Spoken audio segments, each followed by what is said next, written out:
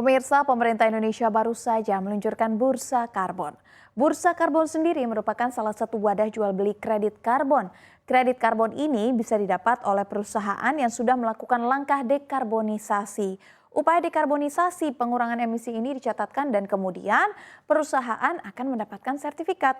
Nantinya ada rate harga tertentu yang ditetapkan oleh pemerintah untuk satu aksi upaya dekarbonisasi dengan nilai pengurangan emisi per juta ton CO2 yang didapat.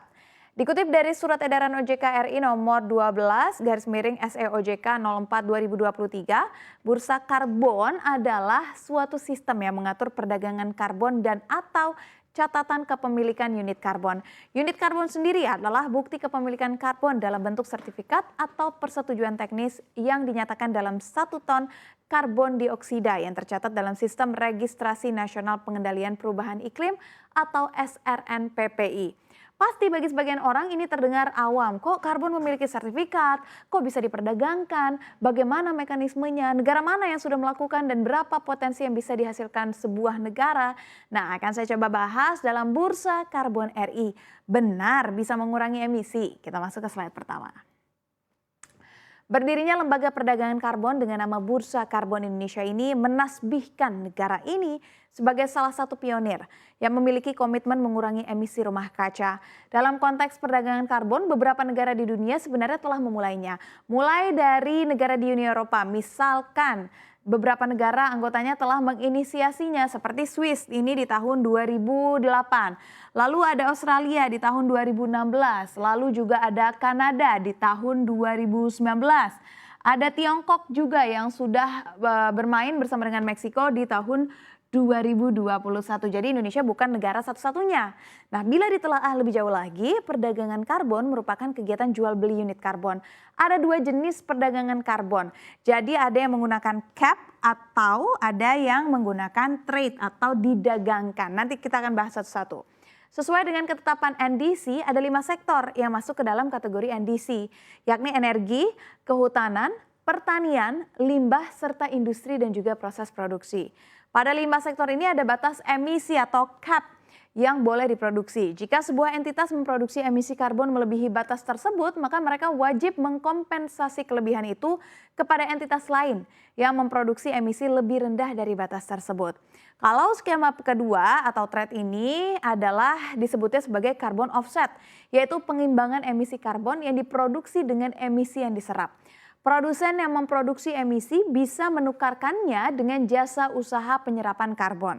Offset karbon bisa dilakukan dengan perdagangan langsung antar penjual dan juga pembeli serta melalui bursa karbon. Lantas siapa saja yang bisa disebut sebagai pelaku di bursa karbon? Nah, mereka adalah emiten yang bergerak di bisnis energi baru terbarukan di dalam negeri. Parameter yang diukur dari emiten yang bermain di bursa karbon nantinya selain berbasis unjuk kinerja, emiten itu juga harus memiliki tingkat emisi karbon yang rendah. Namun sebelum bisa diperdagangkan di bursa karbon, calon emiten bursa karbon juga harus memverifikasi aset yang dimiliki untuk mendapatkan total nilai unit karbon yang dapat dijual. Dari hasil verifikasi itu kemudian Kementerian Lingkungan Hidup dan Kehutanan akan mengeluarkan sertifikasi karbon atau sertifikat hijau yang bisa diperdagangkan di bursa karbon. Nah, sekarang kira-kira berapa nih harga karbon dan potensi yang bisa diterima oleh RI? Saya jabarkan di slide berikutnya. Dalam pembukaan perdagangan di pukul 9 pagi Selasa minggu ini ya, tercatat ada sebanyak 13 transaksi, 13 total pesanan, dan 16 pengguna terdaftar. Nah, perdagangan kali ini baru menjual satu produk pada hari Selasa tersebut, yakni Indonesia Technology Based Solution atau IDTBS yang dibuka dengan harga Rp69.900 per ton CO2. Ekivalen secara keseluruhan volume transaksinya mencapai 459.914 ton CO2 ekivalen. 13 kredit karbon untuk hampir 460.000 metrik ton setara dengan karbon dioksida dari proyek-proyek PT Pertamina Geothermal Energy di Sulawesi juga telah diperdagangkan dengan harga 69.600 atau 4,51 US dollar per ton di pembukaan perdagangan hari Selasa pekan ini. Direktur Utama Bursa Efek Indonesia atau BI Iman Rahman mengatakan harga akan bervariasi pada setiap proyek tergantung pada masing-masing perusahaan. Sementara Kementerian Energi dan Sumber Daya Mineral menyebutkan pada uji coba bulan Februari lalu untuk pembangkit listrik tenaga batubara saja, tunjangan karbon bisa diperdagangkan di kisaran 2 hingga 18 US dollar per ton. Nah, sebagai perbandingan harga karbon di Uni Eropa justru telah mencapai 80 US dollar per tonnya. Sementara penilaian harga di bursa karbon CIX yang berbasis di Singapura pada bulan Juni lalu telah mematok harga kredit penghindaran berbasis alam yang diterbitkan antara tahun 2009 sampai 2022 sebesar 5,36 US dollar per ton. Dengan begitu, berapa potensi yang bisa diterima RI? Nah, kalau Jokowi sendiri menyampaikan bahwa potensi yang bisa diterima kredit karbon yang nilainya lebih dari 3.000 triliun rupiah. Mengingat Indonesia memiliki hutan dan lahan gambut yang cukup besar sebagai penyerap karbon. Apalagi hal itu belum termasuk potensi tambahan pendapatan dari penerapan teknologi penangkapan dan penyimpanan karbon yaitu carbon capture storage. Adapun Indonesia sendiri memiliki potensi penyimpanan karbon hingga 400 gigaton CO2. Bahkan Deputi Bidang Koordinasi Investasi dan Pertambangan Kemenko Marves, Septian Haryoseto meyakini potensinya bisa melebihi dari 3.000 triliun. Bahkan lebih dari apa yang disampaikan oleh Bapak Jokowi. Beliau menjabarkan ya, Indonesia memiliki hutan hujan tropis ketiga terbesar di dunia dengan luas area 125,9 juta hektar yang dapat menyerap emisi karbon sebesar 25,18 miliar ton. Belum lagi luas area hutan mangrove yang ada di Indonesia saat ini mencapai 3,31 juta hektar dengan kemampuan penyerapan mencapai 950 ton karbon per hektar ya, atau setara 33 miliar karbon untuk seluruh hutan mangrove di Indonesia. Lalu senada dengan itu Indonesia juga memiliki lahan gambut terluas di dunia dengan area 7,5 juta hektar dengan potensi menyerap emisi karbon mencapai 55 miliar ton.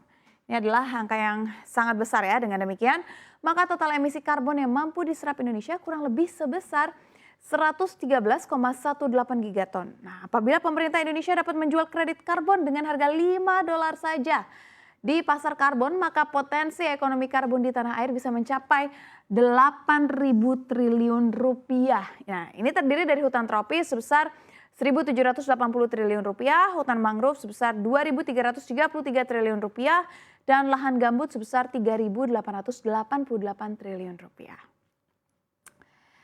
Tapi ada beberapa tantangan yang perlu dimitigasi oleh pemerintah agar sertifikat yang diperdagangkan di bursa karbon ini bisa menjadi lebih optimal untuk diimplementasikan. Yang pertama adalah pastikan sertifikat hijau Indonesia ini bisa berstandar sistem registri nasional atau SRN yang dikeluarkan oleh KLHK dan diakui juga oleh dunia. Jangan sampai sertifikat karbon Indonesia murah jadi diborong asing.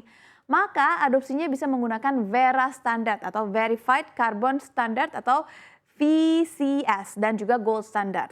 Lalu yang kedua adalah bursa karbon akan mempertemukan supply dan juga demand. Untuk itu perlu ada regulasi yang mengatur batas kenaikan harga.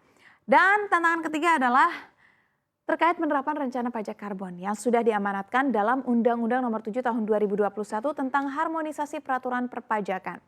Tarif pajak bursa karbon harus lebih tinggi daripada sertifikat hijau yang dikeluarkan. Hal ini untuk memitigasi keputusan industri yang cenderung memilih membayar pajak aja ketimbang melakukan proyek hijau dan membeli sertifikat karbon. Jadi pemirsa, pemerintah berharap bahwa peraturan-peraturan ini akan mendorong perusahaan-perusahaan untuk bisa mengakses emisi mereka. Sementara perusahaan-perusahaan yang mendapatkan dana dari pasar dapat menginvestasikan kembali dana tersebut dalam upaya untuk mengurangi emisi. Keberadaan bursa karbon itu merupakan wujud dari komitmen Indonesia untuk ikut bersama-sama mengurangi emisi rumah kaca menuju dunia dan juga Indonesia yang lebih hijau. Selamat datang di Bursa Karbon Indonesia.